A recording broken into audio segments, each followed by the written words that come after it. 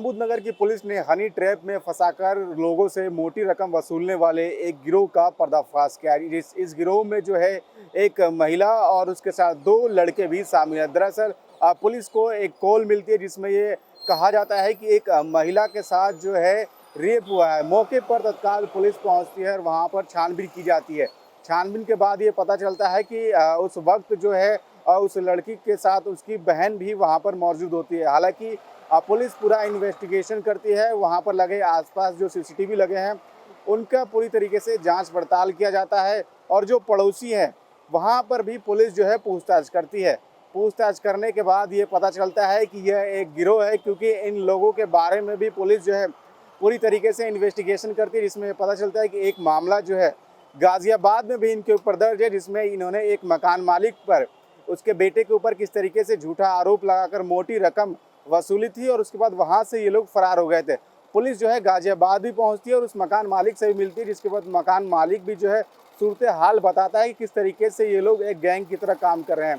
ठीक नोएडा में भी उसी प्रकार से ये लोग करते हैं, लेकिन पुलिस ने इस पूरे मामले का पर्दाफाश किया तो पता चला कि जो दो इसके सगे मुंह बोले जो भाई हैं, पुलिस को इनकी भी जो उपस्थिति है वो संदिग्ध लगी। जिसके बाद जांच की गई तो ये पता चला कि इनके भी कई जो नाम हैं वो अलग अलग थानों में जो दर्ज है और उनमें से एक जो कालू सिंह और उसका भी नाम जो है वो दर्ज होता है। फिलहाल पुलिस जब इन्वेस्टिगेट करती है तो ये पता चलता है कि ये तीनों ही जो है पहले रेकी करते हैं, यानी दिल्ली एनसीआर में घूमते हैं और घूमने के बाद जो है ये अच्छे मकानों की जो है रेकी करते हैं और उसके बाद वहाँ पर जाकर किराए पर रूम लेते हैं। वो लड़की भी जो है संदिग्ध पाई गई। उस लड़की से जब पूछताछ की गई तो उसने बताया किस प्रकार से वो इन्हीं मुंह बोले भाई के साथ दिल्ली में रहती थी। हालांकि पुलिस की इन्वेस्टिगेशन में सभी चीज़ें जो झूठ पाई गई, फिर पता चला कि पूछताछ में कि ये पहले मकानों की रेकी करते हैं और रेकी करने के बाद मकान मालिकों किस तरीके से हनी ट्रैप में फंसाकर मोटी रकम वसूलते हैं। फिलहाल सुनिए कि खुद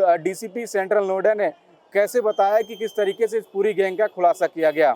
थाना बादलपुर पुलिस टीम द्वारा एक सराहनीय कार्य हुआ, जिसमें एक हनी ट्रैप करके ब्लैकमेल और एक्सटॉर्शन करने वाली गैंग का पर्दाफाश हुआ। इसमें कुल 3 लोगों की गिरफ्तारी हुई है, जिसमें एक महिला, इसका नाम जहरा है, मूल रूप से दिल्ली की निवासी है।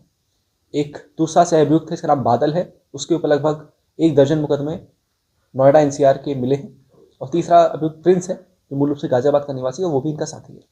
इनका मॉडस ऑपरेंडी कुछ इस तरह रहता है कि सबसे पहले यह महिला जो है वह अलग अलग घरों में जाकर, अच्छे घरों में जाकर वहाँ पर पहले मकान किराए पे लेती है और उसके बाद मकान मालिक को या उसके बच्चों को किसी बहाने से अपने कमरे में बुलाती है और उसके बाद उन पर गलत बलात्कार का मुकदमा लिखवाने का आरोप लगाती है। जब आरोप लगा लेती है उसके बाद फिर समझौता करने के नाम पर ये महिला और इस पूरी गैंग के द्वारा बाकी गैंग मेंबर इसके भाई की तरह और इसके सहयोगियों की तरह काम करते हैं और यह भी दबाव बनाने का काम करते हैं। ये लोग अलग अलग अमाउंट का पैसा नेगोशिएट करते हैं। जैसे इन्होंने नवंबर के महीने में गाजियाबाद में भी एक ऐसी घटना की थी जिसमें इनके द्वारा लगभग 5.5 लाख रुपए दूसरे व्यक्ति से लिया गया। बादलपुर में भी जो पुलिस के पास सूचना आई थी, पहले इस महिला और उसके सहअभियुक्त, जिसका नाम बादल है और प्रिंस है, उनके द्वारा पुलिस को बुलाकर सूचना दी गई। जब पुलिस ने घटना को संदिग्ध पुलिस को घटना लगी तो पुलिस ने आगे जब जांच करी तो मालूम चला कि ये लोग एक पेशेवर गैंग की तरह काम करते हैं। इन्होंने जो व्यक्ति है, जो मकान मालिक था, उससे लगभग 50,000 रुपये कैश ले भी लिए तो 2.5 लाख रुपये की डिमांड की थी, जिसमें से इन तीनों के पास से लगभग 40,000 रुपीज़ कैश बरामद भी हुआ है। ये लोग एज अ गैंग बनकर इस तरह से हनी ट्रैपिंग और ब्लैकमेलिंग का काम करते हैं। ये लोग पहले तो अलग अलग जगह पे काम कर रहे हैं, लगभग 2 साल से ये लोग इस काम को कर रहे हैं। नोएडा में ये लोग पिछले 10-15 दिन पहले ही आए थे और थाना बादलपुर के एक घर में रह रहे थे और जब 22 तारीख को इसकी घटना की सूचना मिली तो फिर तत्काल पुलिस ने मुकदमा लिख के इसमें आवश्यक लगभग इनके पास से 40,000 रुपीज़ कैश बरामद हुआ है। तीनों के पास से अलग अलग अमाउंट में कैश बरामद हुआ है, जिसकी कुल कीमत लगभग 40,000 रुपीज़ के आसपास है।